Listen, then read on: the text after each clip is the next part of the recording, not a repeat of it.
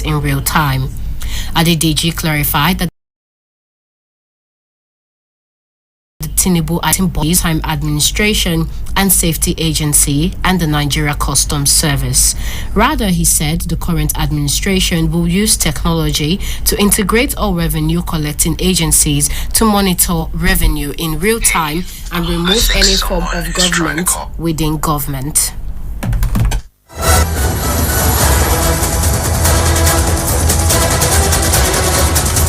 A vessel conveying 800,000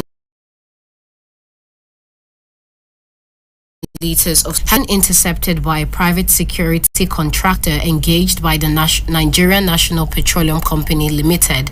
The vessel and its crew members were apprehended on July 7th by operatives of SSRS Tantita Security Services at an offshore location heading to Cameroon.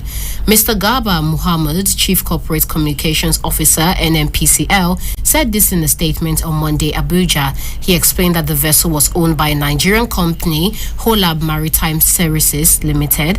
According to him, preliminary investigations revealed that the crude oil cargo on board was illegally sourced from a well jacket offshore in Ondo State, Nigeria.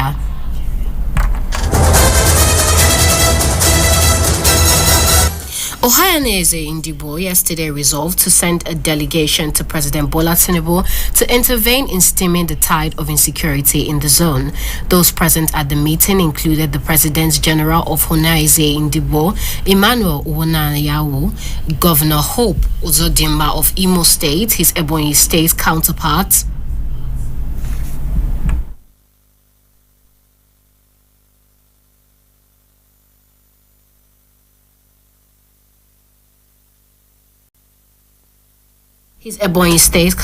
Francis Mufuru, and former governor of Anambra State, Senator Chris Ngige.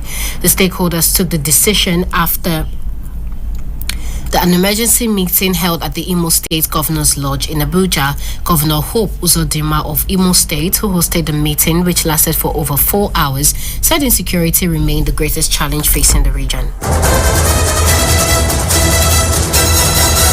The Tertiary Education Trust Fund has expressed readiness to partner with the Kano State government to improve on the fortunes of tertiary education institutions in the state.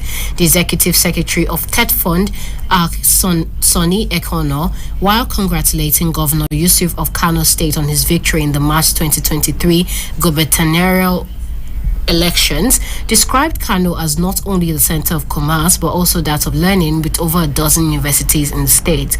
Clarifying the governor's request for the 2 universities instead of the 3 state-owned higher institutions, Ekono disclosed that the TED Fund Board of Trustees has put a limit on the number of institutions it can intervene in a state.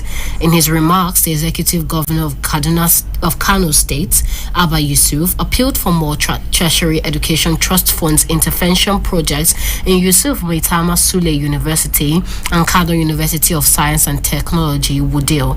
The governor, who made the appeal during a courtesy visit to the Executive Secretary of TED Fund, Aksoni Ekono, also stressed the need for robust collaboration between Kano government and the fund in order to ensure improved education delivery. Controversy has erupted over the seating of the newly established Federal University of Agriculture in Adamawa State, with the people of Mubi protesting against the relocation of the institution from Mubi to Hong Town in a move to override presidential approval.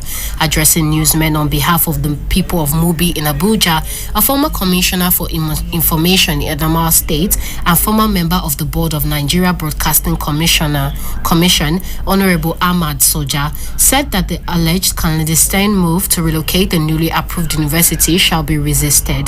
Sajo, who revealed that Mubi is the commercial nerve center of Adamawa State, frowned at the level of marginalization in the allocation of tertiary institutions, noting that the only federal polytechnic located in Mubi has campuses in Mubi and Yola.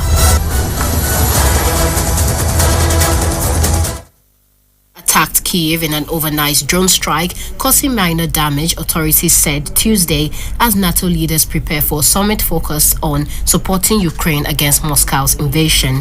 The attack used the Romanian-made Shahed explosive drones launched from the south, is said likely from Russia's Krasnodar region. Kyiv's interior ministry said drone wreckage had been located at an undisclosed location in the Kyiv region.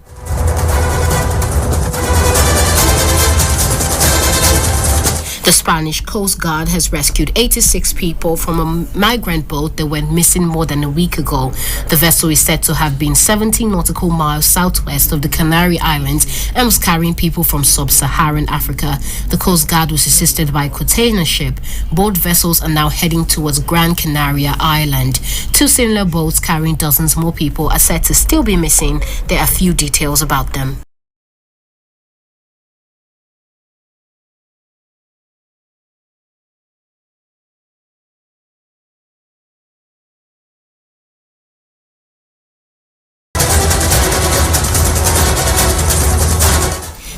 French champion PSG has expectedly made an offer to Napoli for the transfer of Nigeria international Victor Osimhen, but the offer fell short of the Italy champion's expectation and has thus been rebuffed.